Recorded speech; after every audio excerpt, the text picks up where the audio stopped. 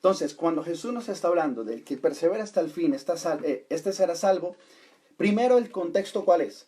El contexto que él describe, amada iglesia, es el que usted y yo estamos viviendo. Un contexto de caos, un contexto de guerras, un contexto de zozobra, un contexto de incertidumbre, un contexto de los últimos tiempos.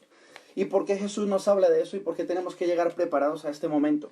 Porque ahora es cuando tenemos que perseverar en esa adoración, en esa conexión con Dios, en levantar altares en nuestro hogar. Ahora más que nunca es cuando tenemos la oportunidad de ser ese altar en nuestra casa. Pero muchas personas llegan a este momento y tristemente se apagan, se afligen, se separan, simplemente porque no entienden este principio. Que en este momento que Jesús estaba describiendo es cuando más tenemos que perseverar. Por tanto, tenemos que aprender a perseverar y tenemos que entender qué es lo que significa esa palabra. Que significa soportar, significa tener la capacidad de sufrir, incluso. Significa, fíjese qué bonito esto, estar o mantenerse detrás de. Mantenerse detrás de.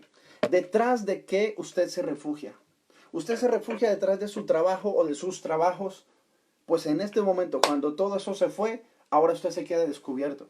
Usted se refugia detrás de la capacidad que tiene de producir dinero, pues en el momento que esa capacidad se pierde por causa de un estado de emergencia, usted se queda descubierto.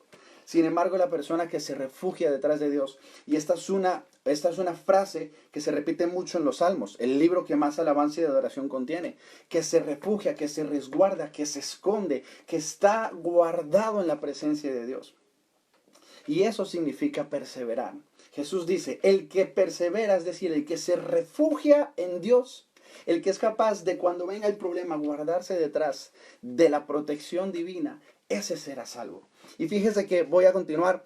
Cuando Jesús dice que será salvo, utiliza el término sozó, la segunda con Z, sozó, ¿ok? Y esta palabra implica, mire qué bonito esto, cuando usted es capaz de mantenerse, cuando usted es capaz de perseverar, implica un cuidado o protección divinos.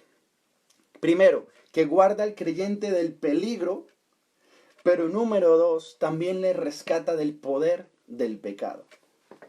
Por tanto, cuando usted es capaz de perseverar, como enseña Jesús, primero lo guarda del peligro. ¿Qué mayor peligro hemos experimentado en el siglo XXI que el que está sucediendo ahora mismo con esta pandemia? Esta palabra se tiene que hacer vida en nosotros, porque ahora mismo más que nunca necesitamos perseverar para poder experimentar esta promesa divina cumpliéndose en nuestras vidas. Y por eso yo sé que esta palabra es necesaria para que entendamos que ahora mismo estamos guardados, protegidos por Dios, resguardados en Él. Y ese resguardo proviene de ser capaces de perseverar, porque Jesús lo describió estos tiempos que estamos viviendo. Amén. Por tanto, Jesús nos prepara como creyentes y nos anuncia que tendremos que desarrollar la capacidad de soportar, de tolerar, de permanecer, de estar a la espera, de quedarnos detrás de o escondernos detrás de sus enseñanzas, de su palabra, de sus promesas. Finalmente, que tenemos que estar preparados para soportar. Querida iglesia, nunca antes como iglesia, como cuerpo de Cristo, exceptuando la persecución del primer siglo, hemos tenido que estar preparados para soportar como nunca antes. En este momento es cuando tenemos que tener esa capacidad de soportar y de demostrar que la iglesia no es un templo, que la iglesia es indestructible porque es el cuerpo de Cristo, porque en medio de este problema y de cada tormenta seguimos alabando, seguimos adorando, seguimos declarando que hay un Dios grande, seguimos creyéndole a Dios y que a pesar de los momentos malos, Dios sigue siendo bueno. A pesar de los tiempos difíciles, Dios sigue siendo bueno. Y la palabra enseña que le alabaremos, que bendeciremos su nombre porque Él es bueno. Y para siempre es su misericordia. Siempre significa en este momento también. Dios está teniendo misericordia de nosotros. Dios está teniendo misericordia de la sociedad. Dios está abriendo un portal de misericordia para que el mundo venga al arrepentimiento. Este es el momento de seguir creyendo. Este es el momento de seguir perseverando. Este es el momento de que esa promesa se vea cumplida. Amén. Ahora bien, En otra ocasión, Jesús nos lo dijo todavía más claro. Y él dijo lo siguiente en Juan 16:33. Jesús dijo lo siguiente: estas cosas os he hablado para que en mí tengáis paz.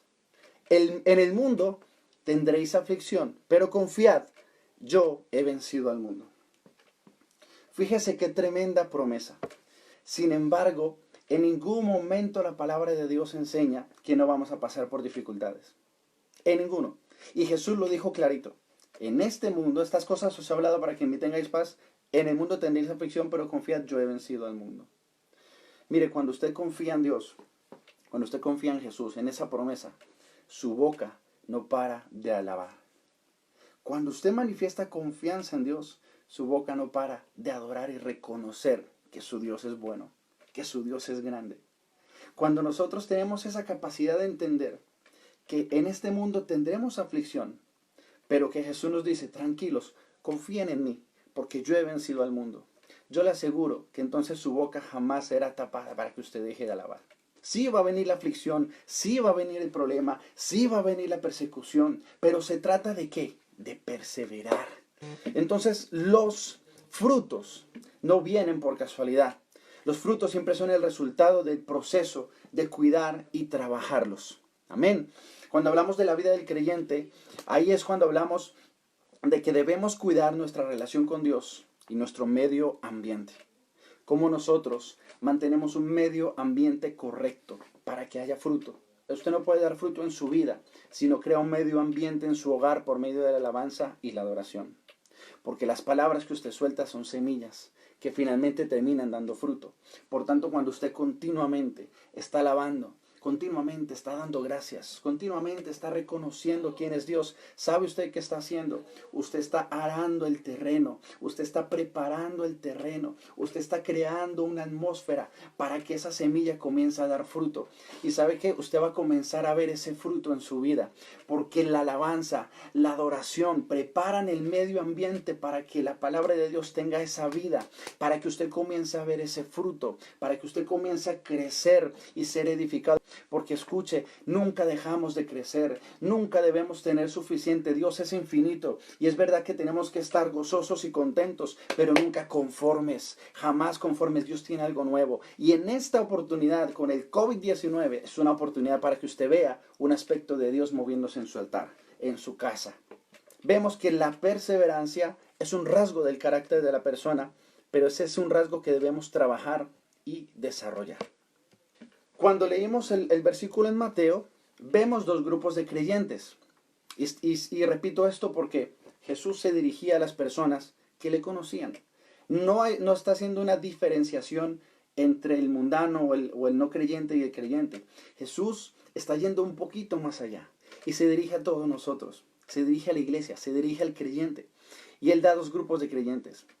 Ahora bien, al igual que el primer grupo, que son los que terminan yéndose de la protección de Dios porque no son capaces de perseverar, las personas que dan fruto, la gente que finalmente es capaz de mantenerse, también van a enfrentar esos afanes.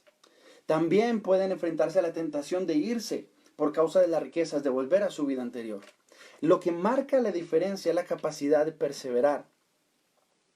Y mire, cuando Jesús habla de salvación, se refiere el verbo yashá, de donde viene Yeshua, que es Jesús el Salvador.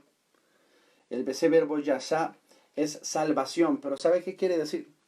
Tiene que ver con la liberación del poder del pecado. Fíjese qué lindo lo que hace Jesús. Jesús, cuando tenemos nuestro encuentro con Él, lo primero que hace es que nos perdona nuestros pecados pasados. Pero además, cuando Yeshua, el Salvador, hace acto de presencia, esa salvación que Él nos da, tiene que ver con la liberación del poder del pecado. Por eso el apóstol Pablo dice que ya no somos esclavos del pecado, sino de Cristo.